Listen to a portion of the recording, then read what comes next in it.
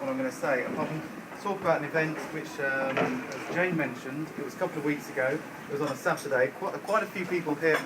Were there. So apologies if we sort of go over any of that old ground. But it might be interesting, I think, to talk about the event and how it works and what some of the benefits from it were and where we might go with it next. Well, we said it's the third time it had happened, and I think the reason why I ended up organising this one was that in about sort of October time, the previous two of these events had all happened in January. So I woke up in October 2009 in the middle of the night, and I thought, no one's done anything about bar camp. So I immediately emailed Jeremy Gould, who used to work at Ministry of Justice, and he organised the first two, and said, what are you doing with this? What's happening? And he replied, he said, nothing. And so that was kind of, I thought, well, all right, then I'll try and do it. The great thing about organising these things as events is just sort of how easy it is. You know, there isn't really that much to it. It's just in terms of sort of kind of coercing people into doing stuff for you. The way the event worked was that the first thing is that it was free to everybody that attended. But the other side of that is that there was a cost in terms that it was held on a Saturday, which meant that people had to give up their free time in order to go. Some lucky souls, I believe, I did hear, did actually get days off in lieu. Very well done, chaps. Coffees are on canal. So anyway, yeah. So you have to give up your Saturday. And there's a number of advantages to doing that, and one of the main ones I think is the fact that you can pretty much guarantee that everybody who turns up at the event actually wants to be there, and they've actually motivated to be. It's not a day out of the office or whatever. It may be a day away from the family. I hadn't actually thought about that one. But anyway, but you can more or less guarantee that people are going to be reasonably motivated and pleased to be there. It was held at Google's offices. They sort of gave us the space for that, which was very good for them. Good of them, rather, and it's probably good for them, actually, thinking about it. At the end of the day, we'll have to see. And basically the way that the layout of the thing worked was that we had one big room where we could all congregate, like a convening area, and then there were about, I think there were about, how many were there? About 8 in the end, sort of little breakout rooms people could go to. The other key thing, so it was on a Saturday, it was free for everybody to attend. The other key thing about it is the fact that there was no agenda before the day started. So everybody who signed up to come to this event theoretically had absolutely no idea what people were going to be talking about on the day. It was kind of, they're just taking it on trust, the fact that it would be interesting and there'd be things to say.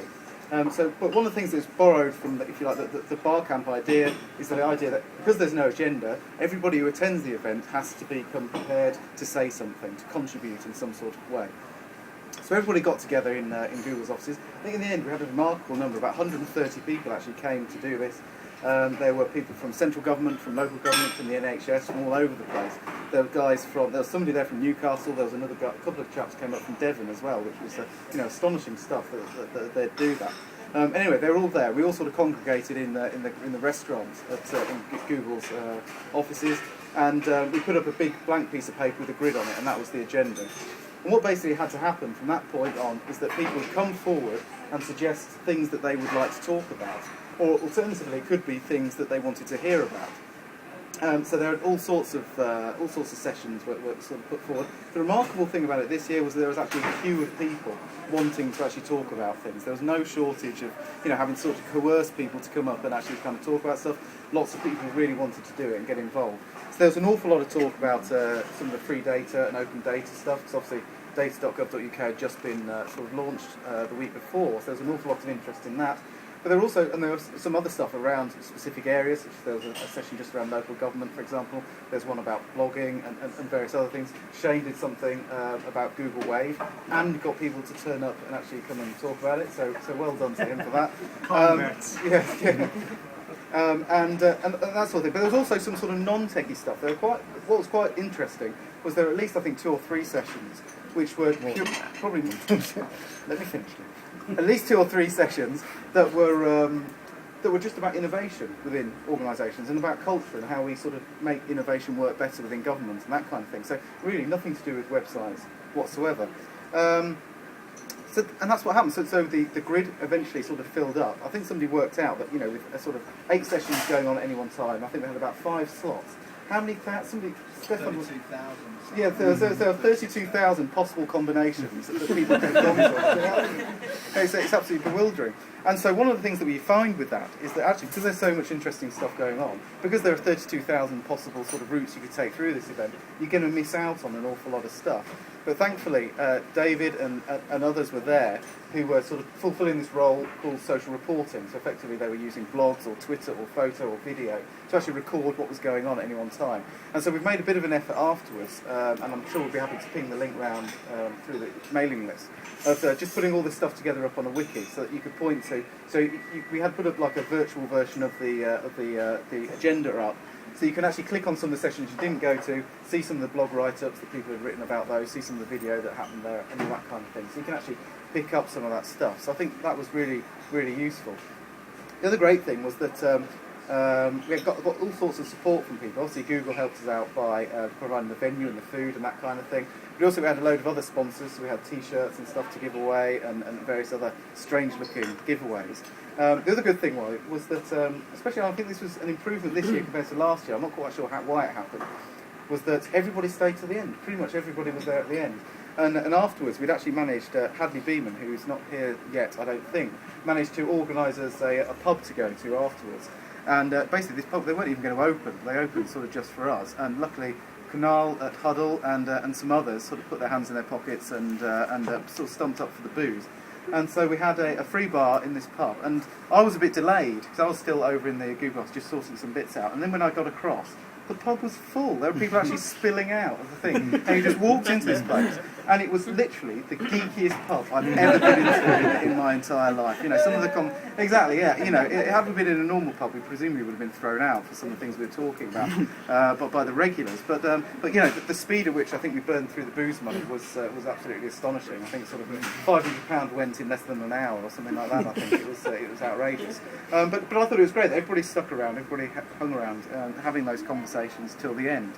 There was a bit of a debate then afterwards, because we'd had, and this happens every single year, and I don't think we've still really got to the bottom of it, is actually how do we, Teacamp is a part of this, how do we we've got all this great momentum, this enthusiasm that gets built up at these events.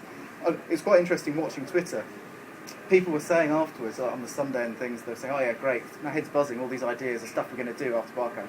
And then you read people's tweets like 9 o'clock on Monday morning, they're like thinking, oh God, you know, we're back, you know, all of that stuff's just disappeared. Which is a shame, but how do we actually sort of keep this momentum going? How do we actually get people involved in this stuff? I think meetings like this one at Teacamp are one way of doing that.